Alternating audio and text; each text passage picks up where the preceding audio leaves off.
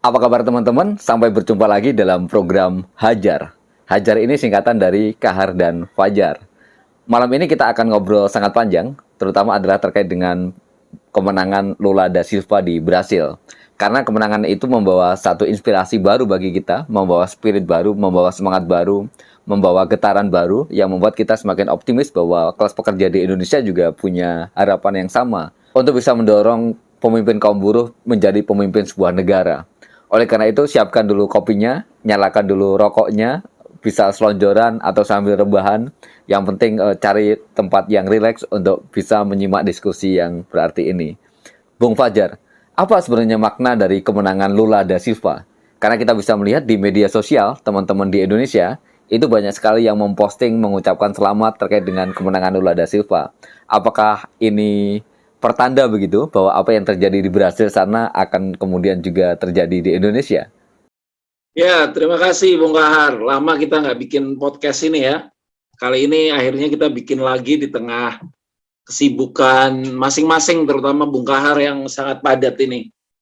Jadi kalau singkatnya, bagaimanapun kemenangan Lula ini inspirasi buat rakyat kebanyakan, terutama buat kelas pekerja, karena melihat background dari Lula, seorang buruh pabrik, seseorang yang hidup sulit, seseorang yang tampak mustahil duduk di pucuk kekuasaan sebuah negeri.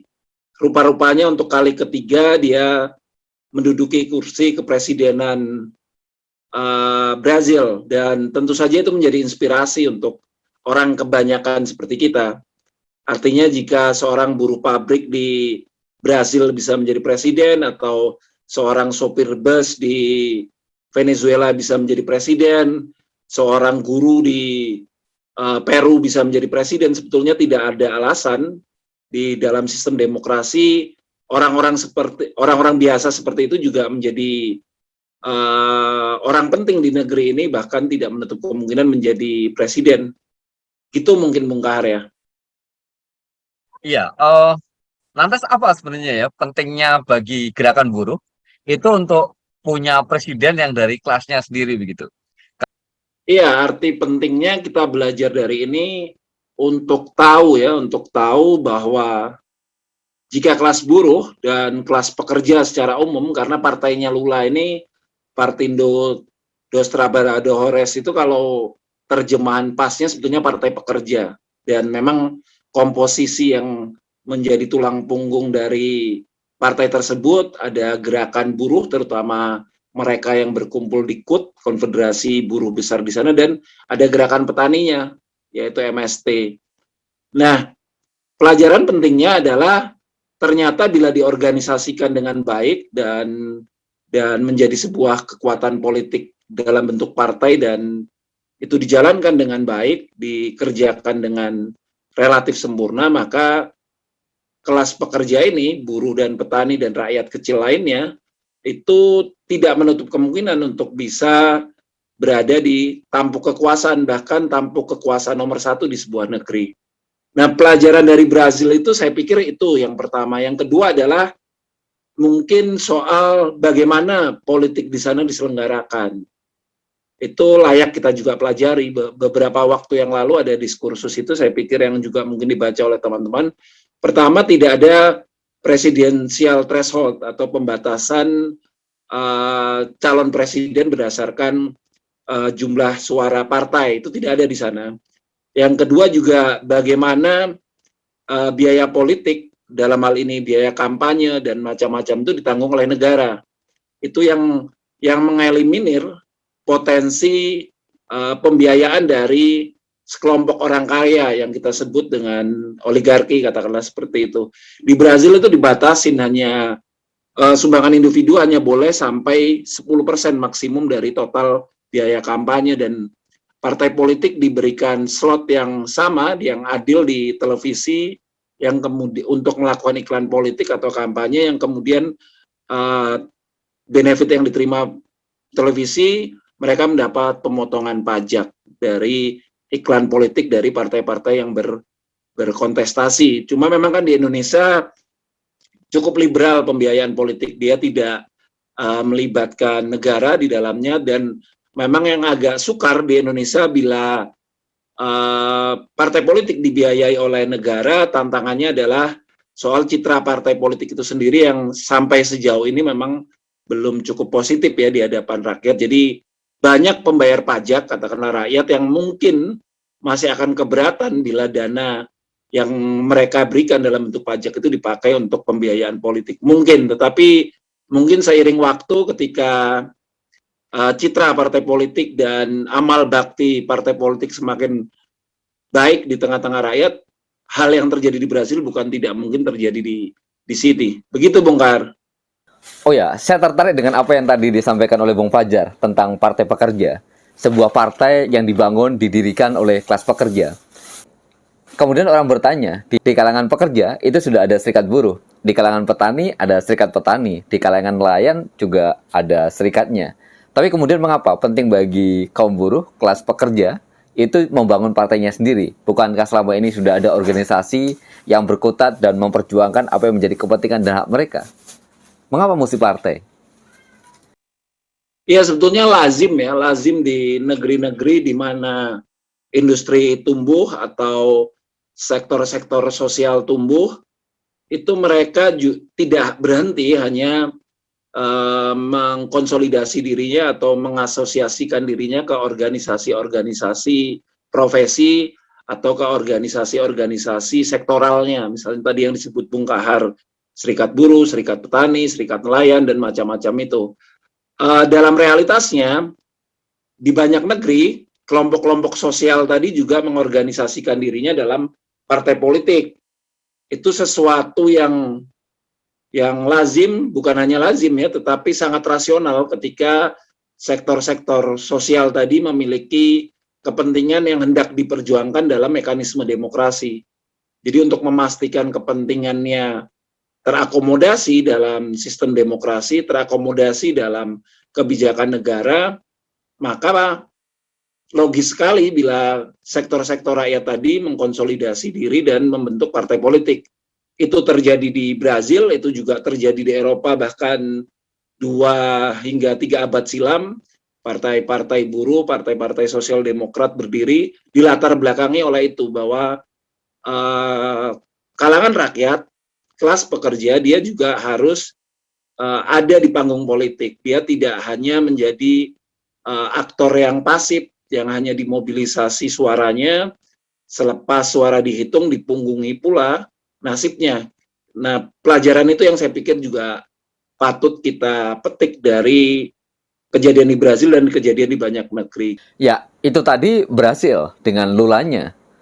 Tapi kemudian banyak orang berkata bahwa Brasil bukan Indonesia, Venezuela bukan Indonesia. Kalau kemudian kita mencontohkan bagaimana suksesnya partai buruh di Eropa, mereka juga akan mengatakan bahwa Eropa bukan Indonesia. Tentu saja ini adalah 2 negara yang berbeda begitu. Apalagi masih banyak kaum buruh di Indonesia yang kemudian pesimis atau apatis terhadap politik. Mereka seringkali mengatakan dan mencibir ketika kaum buruh berpolitik. Mereka mengatakan bahwa kenapa buruh mesti masuk dalam gelanggang politik? Mengapa kaum buruh tidak hanya fokus berkutat dalam urusan pabrik misalnya, dengan karirnya, dengan upahnya, dengan berbagai permasalahan yang ada di dalam internal perusahaannya? Mengapa juga harus ngomongin negara? Ini juga yang kemudian ditanyakan oleh banyak kawan ketika kemudian partai buruh dihidupkan kembali. Sebagian orang bertanya begitu, apakah itu bukan sebagai bentuk mempolitisasi gerakan buruh? Bagaimana Bung Fajar melihat permasalahan ini? Iya, tentu saja saya sendiri ya secara pribadi meyakini bahwa pada akhirnya buah tidak dipetik dengan proses yang cepat. Pasti butuh waktu. Misalnya kita belajar saja dari Lula.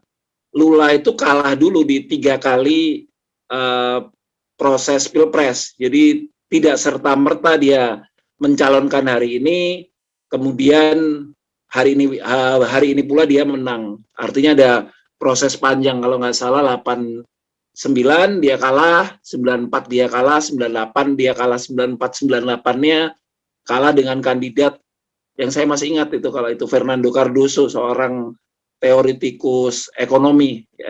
Dia terkenal dengan teori dependensianya yang populer untuk mahasiswa tahun 80 hingga pertengahan 90-an. Nah, poinnya adalah memang pesimisme itu punya landasan, tetapi orang yang optimis juga melihat landasan lain bahwa sepanjang itu dikerjakan dan memang masih butuh waktu, proses itu mungkin untuk dicapai.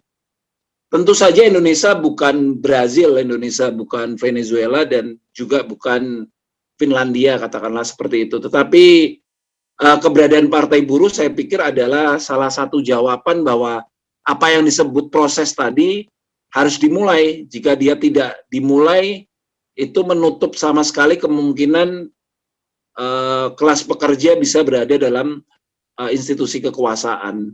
Jadi boleh-boleh saja sebagian orang yang masih skeptis, yang memang tidak percaya atau masih meragukannya, itu lumrah.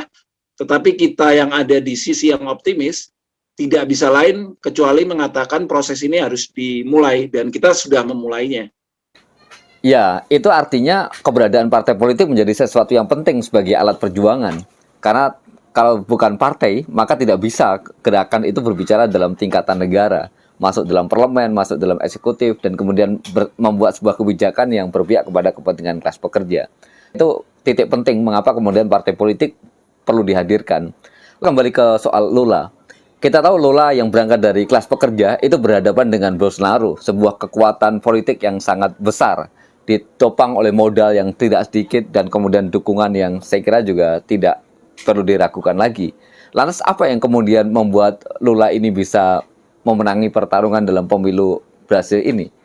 Setidaknya kita bisa belajar dari sana, model apa sebenarnya yang dilakukan oleh Lula, cara-cara apa yang sebenarnya dilakukan oleh Lula, sehingga dia bisa menduduki kursi kepresidenan untuk yang ketiga kalinya.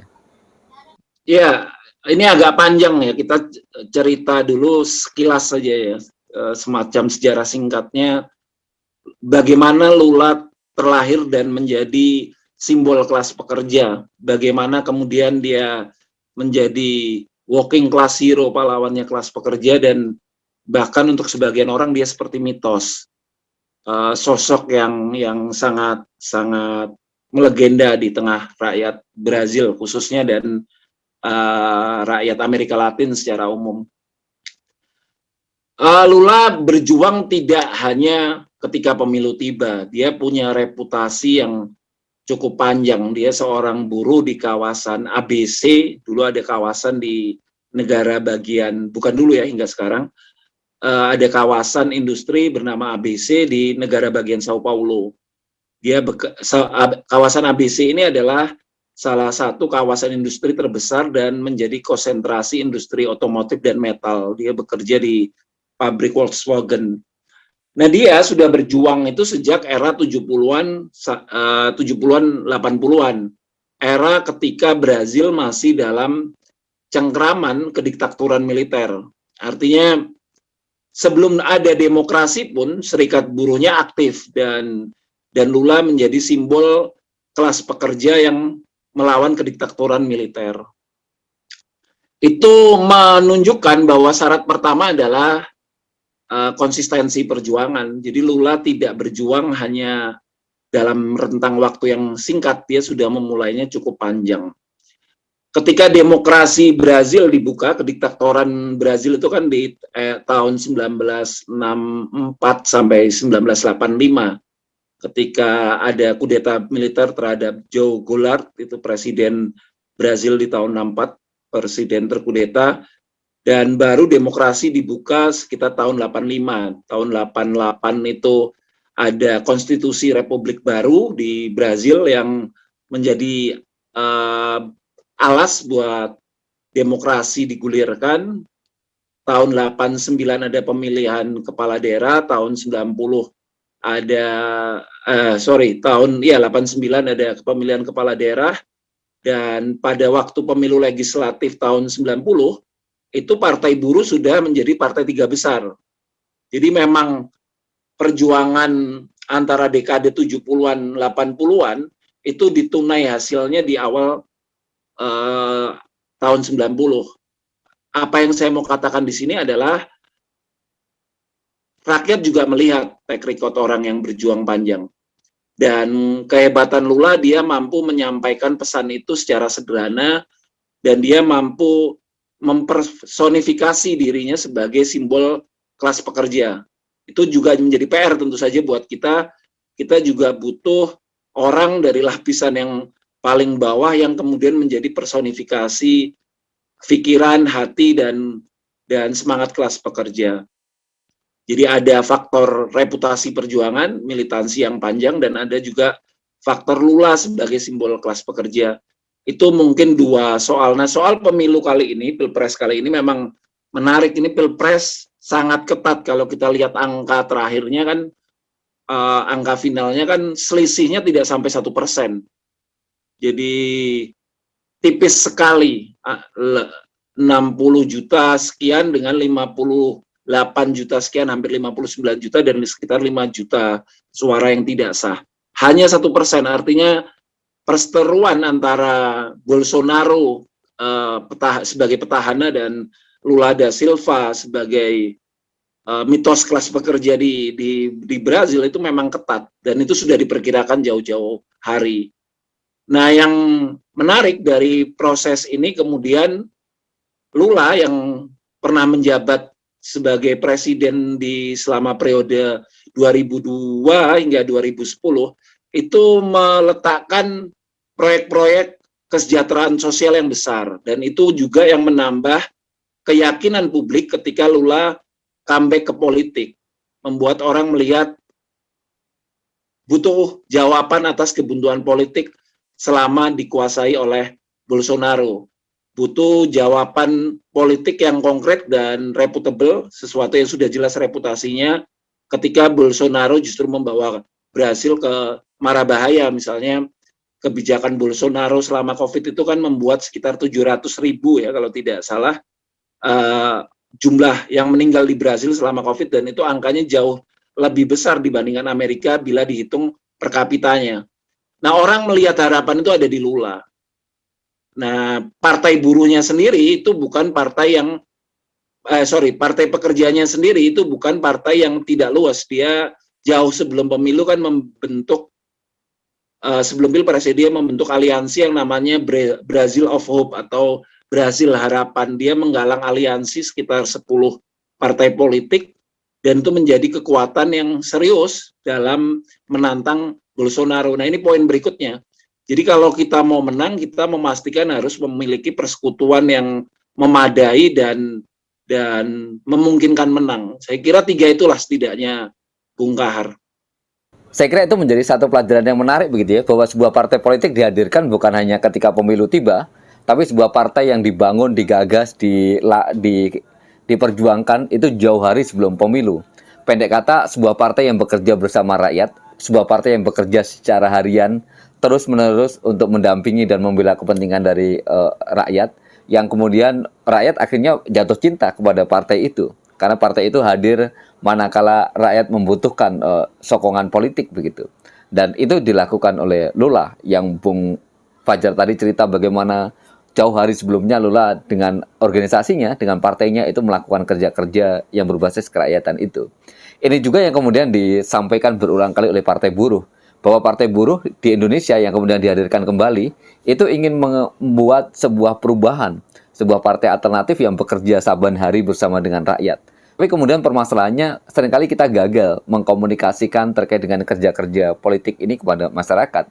Seringkali kita merasa berjarak begitu antara kerja-kerja politik yang dilakukan oleh kelas pekerja dengan apa yang kemudian terjadi di masyarakat. Nah, Bung Fajar mungkin punya pandangan atau punya saran begitu, bagaimana kita mengkomunikasikan tentang kerja-kerja politik ini ke masyarakat, sehingga masyarakat tahu bahwa yang dibutuhkan saat ini adalah sebuah partai yang memang berpihak kepada kepentingan mereka, bukan hanya partai yang menghendaki atau merayu mereka untuk mendapatkan suaranya. Iya, kalau Lula diuntungkan karena dia pernah membuktikan ya. Jadi case-nya agak berbeda. Lula pernah menjabat 2 periode dan itu salah satu periode terbaik Brazil. Jadi ini agak melebar tetapi ada kaitannya. Di periode itu angka kelaparan ekstrim di Brazil hilang. Di periode itu tingkat kemiskinan ekstrim menurun sangat signifikan. Di periode itu banyak program kesejahteraan sosial terutama yang dipayungi oleh program yang bernama Bolsa Familia. Bolsa Familia itu tunjangan keluarga.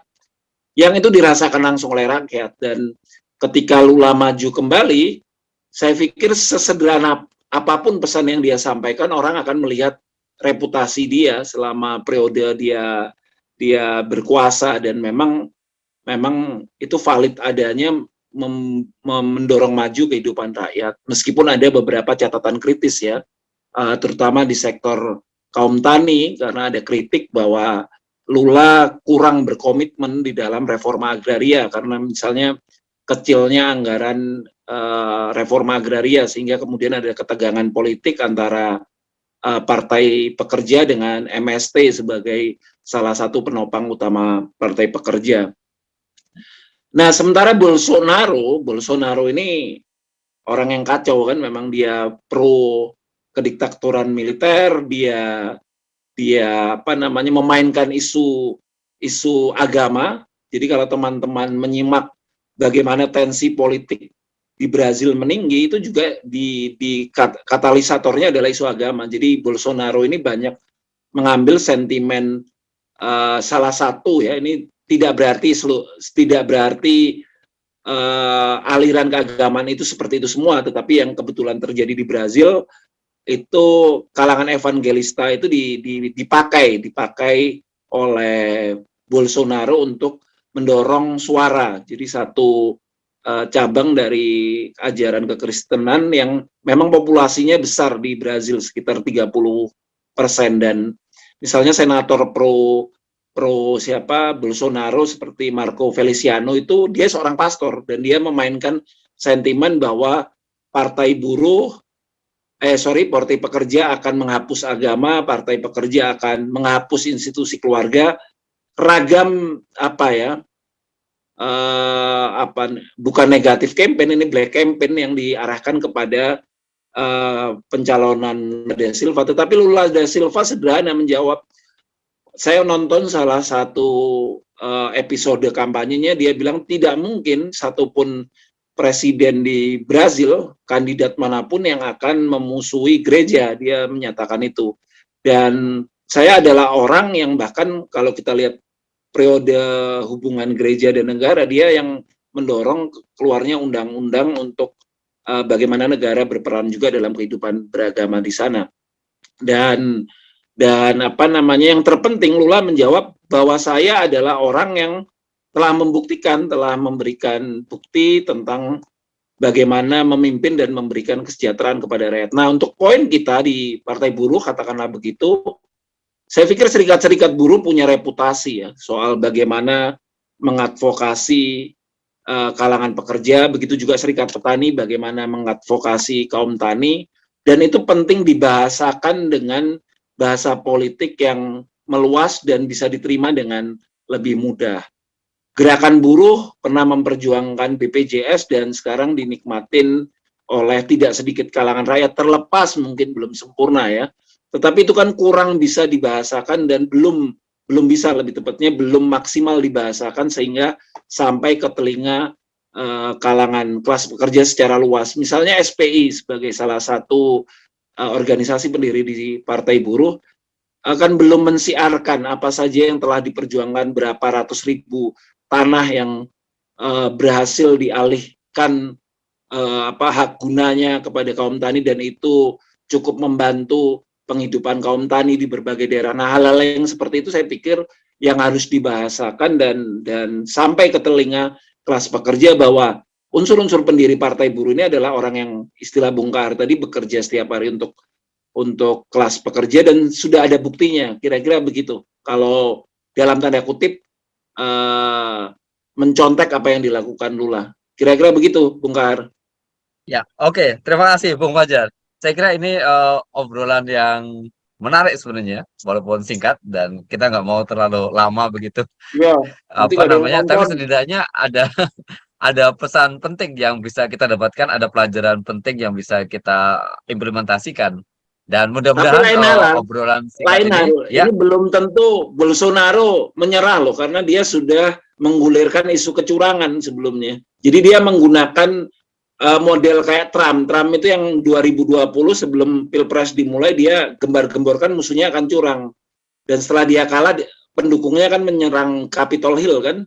Nah ini saya tidak berharap, tetapi tidak menutup kemungkinan gamenya belum berakhir. Karena Lula menang saja, kemudian game berakhir, saya kok rasa-rasanya ada kemungkinan lain, tetapi kita lihat saja perkembangannya. Apalagi menangnya juga tipis ya.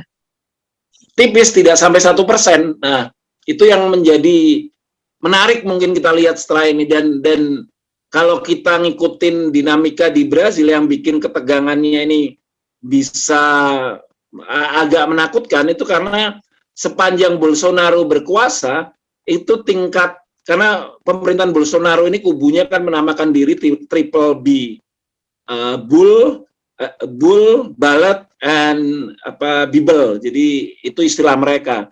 Nah, salah satu kebijakannya adalah pelonggaran kepemilikan senjata api, dan selama masa Bolsonaro itu peningkatan kepemilikan senjata api itu 500.000%.